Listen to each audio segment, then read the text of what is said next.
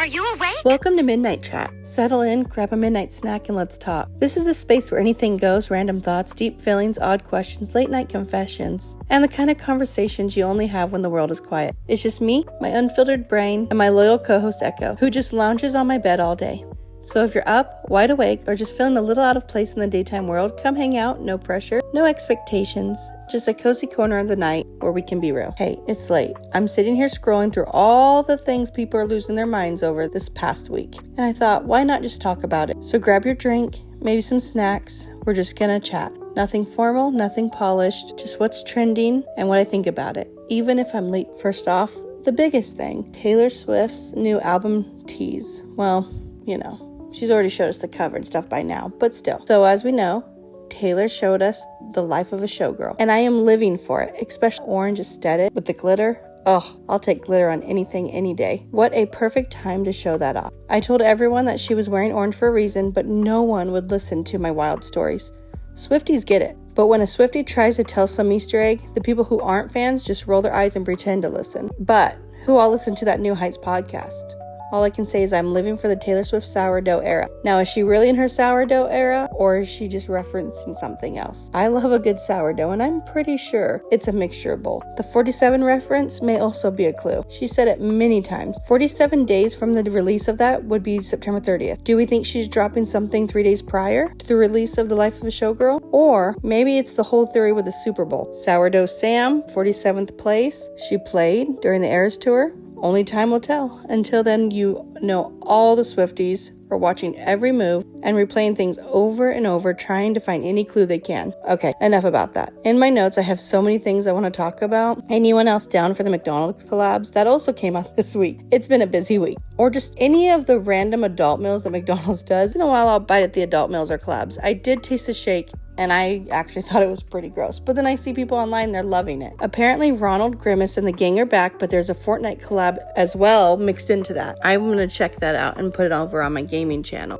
Sort of like Lady Gaga and Dress to Impress on Roblox doing a collab. I think it's a really smart idea for businesses and even celebrities or whatever to collab with each other, especially if things get hyped and if they fit in each other's morals. But it brings attention to not only the business or the celebrities or whoever, influencers, but maybe someone didn't know about Gaga, and now when they play Dress to Impress, they will see her music and her outfits and look her up and maybe fall in love with a new artist, or vice versa. Maybe someone will start playing Fortnite, and McDonald's can do things like that because people always take into what McDonald's does. It doesn't matter. They can slap Cardi B's name on it and it's the exact same meal you can get any other day of the week, and people love it. Me being one of them. And also, can I just say something about Grimace? I cannot handle that. He's living there rent-free in my childhood memories. That dang thing would scare me. I legit thought he and Munch at Chuck E. Cheese were exactly the same. And it took me forever. I'm talking well into my teenage years, if not longer, to realize they were two different people. And I loved Chuck E. Cheese growing up, but if I saw that Munch,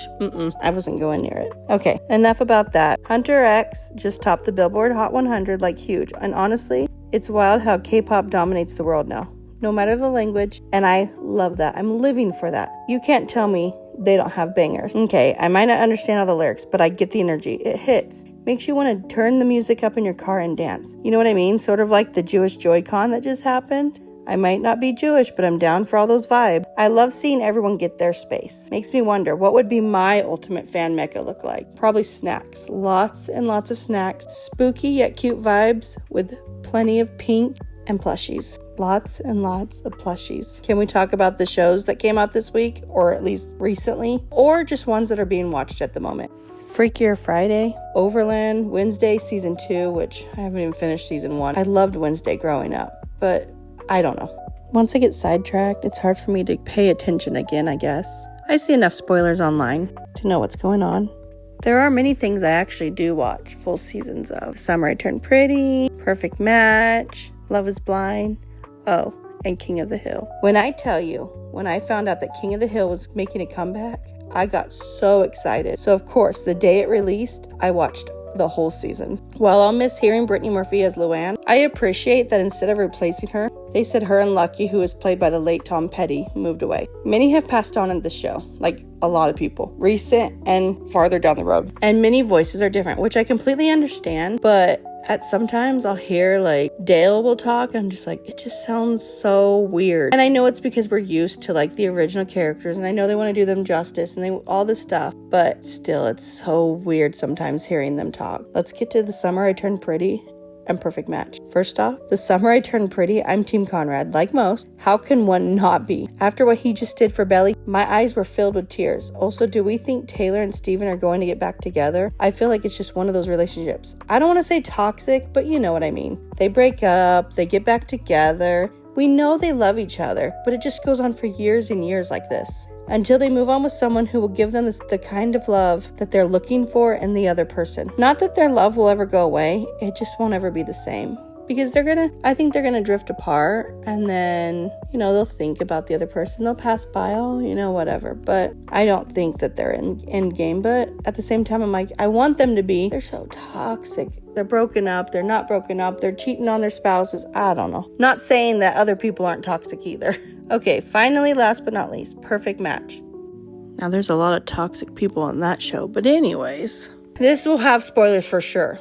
So leave now if you don't want to hear that. Okay, here we go. What the heck? Lucy and Daniel win? And of course, like we all thought, like we didn't see it coming, they broke up right after they went on the trip they won. We all knew that was going to happen. I mean, come on. AD and Ollie should have won. We all know that because compared to those two, I mean, I was voting for Madison and Freddie, but whatever. But we do know now that AD and Ollie are not only getting married, but they have a baby on the way, which is adorable. I teared up at that part too. I really thought that Freddie and Madison would still be together, but they're not. I know they're not. I don't know when they broke up, but I do know that he's already moved on, and I don't know for sure if she has or not. Mind you, this was filmed forever ago. I could do a whole episode on Perfect Match. If you want that, just let me know, because can we also talk about the girls real quick who didn't have relationships and who just sat and made faces at I like to call it a reunion, but when they're like voting for who's gonna win. It just gave off so much jealousy. Like, girls, we know the men were trash that day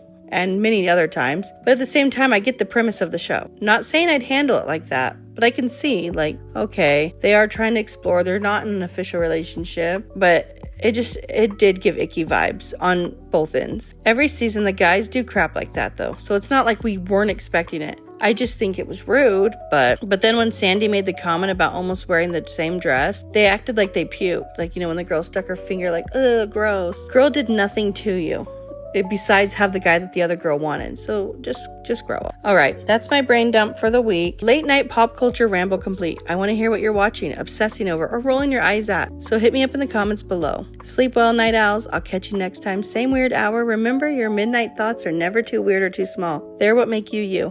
Oh, and don't forget to drink some water. Turn down the brightness on your phone, and if you can, try to get some sleep. Until the stars call us back again, good night from Echo and I.